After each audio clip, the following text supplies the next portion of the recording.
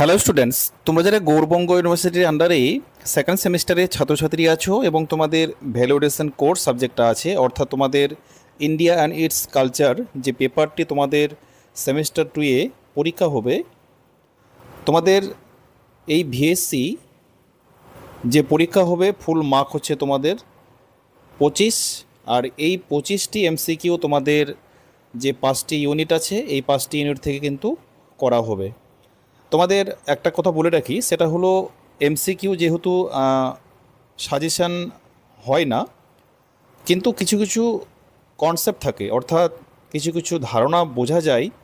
যেমন ধরো, বিগত বছরে 2024 সালে যদি আমরা দেখি ইন্ডিয়া অ্যান্ড ইটস কালচার থেকে কোন প্রশ্নগুলো এসেছিল সেটা রিভিশন দেওয়া যেতে পারে।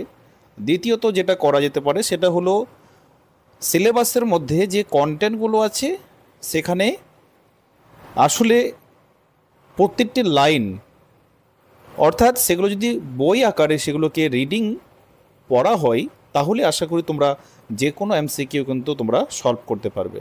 তো যাই হোক, তোমাদের এই আজকে তোমাদের যে ক্লাসটিতে আলোচনা করব, দেখো তোমাদের ইউনিট 1 থেকে একদম নির্ভরযোগ্য তোমাদের প্রশ্ন।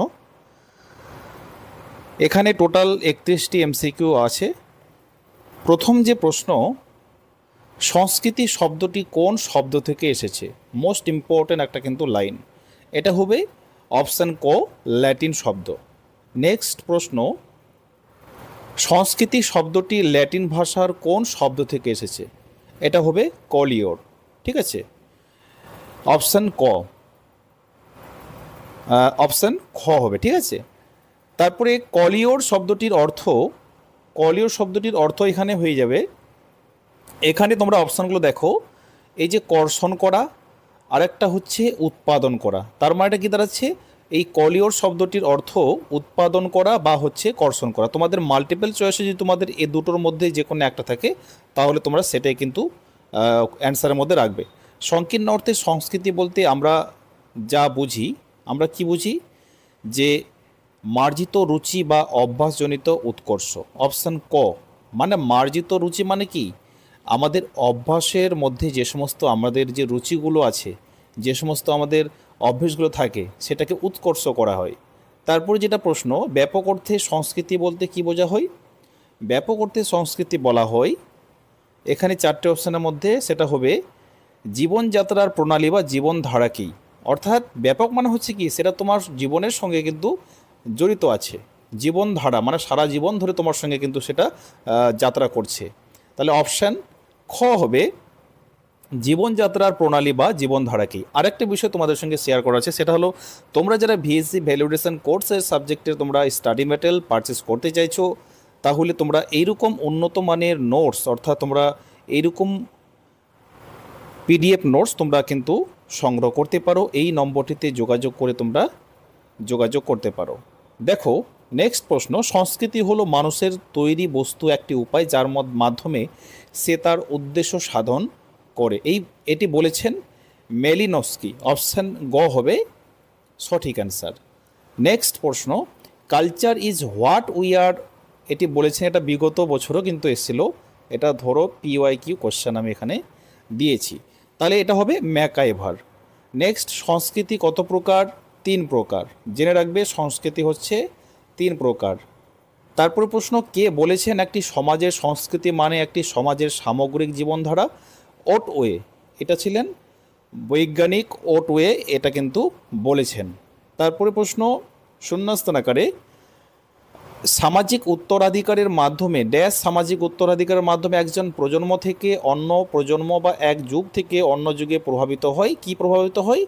সংস্কৃতি অর্থাৎ কালচার প্রভাবিত হয়। তারপরে প্রশ্ন, নেক্সট প্রশ্ন, সমাজতাত্ত্বিক ড্যাশ বলেছেন সমাজের সদস্য হিসেবে মানুষের যে সমস্ত জ্ঞান, বিশ্বাস, শিল্পকলা, নৈতিক আচরণ, আইন ও অন্যান্য যে সমস্ত গুণ এবং অভ্যাস অর্জন করে তার জটিল সমন্বয় হলো সংস্কৃতি। এটা হবে সঠিক অ্যান্সার হবে, এটা হবে ঘ।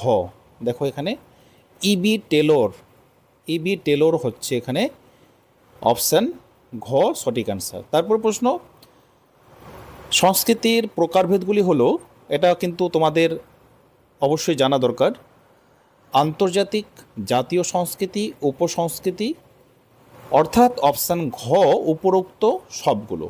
নেক্সট, সংস্কৃতি হলো ড্যাশ প্রথা, অভ্যাস, স্থান, বস্তু, শৈল্পিক অভিব্যক্তি এবং একটি সম্প্রদায় দ্বারা বিকশিত মূল্যবোধের একটি সংগ্রহ এবং প্রজন্ম থেকে প্রজন্মে স্থানান্তরিত হয়।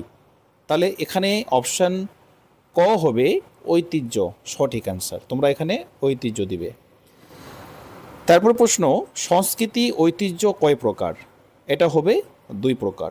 তোমাদের সঙ্গে অনেক কিছুই আলোচনা করা হয়, তো তোমাদের এই বিষয়গুলো দেখো, তোমরা যদি এই যে ক্লাস ভিডিওগুলো দেখছো, তোমরা প্রত্যেকটা ক্লাস যদি এরকম নিয়মিত দেখতে থাকো তাহলে তোমাদের তো কনসেপ্ট ক্লিয়ার হবেই, তাছাড়া তোমাদের পরীক্ষার কীরকম প্রশ্ন তোমাদের আসবে সেটা তোমাদের কিন্তু স্বচ্ছ একটা ধারণা হয়ে যাবে। অনেকে কিন্তু পেড বেচে তোমাদের পেড পিডিএফ নোটস নিয়ে পড়তে পারে না, ঠিক আছে, সবার সমস্যা থাকতেই পারে, কিন্তু তোমরা নিয়মিত ক্লাসগুলো দেখো, তো যাদের তোমাদের একটু প্রবলেম আছে, তোমরা এই সাজেশনগুলো দেখো আর ভিডিওগুলো লাইক করো এবং বন্ধুদের কাছে শেয়ার করো।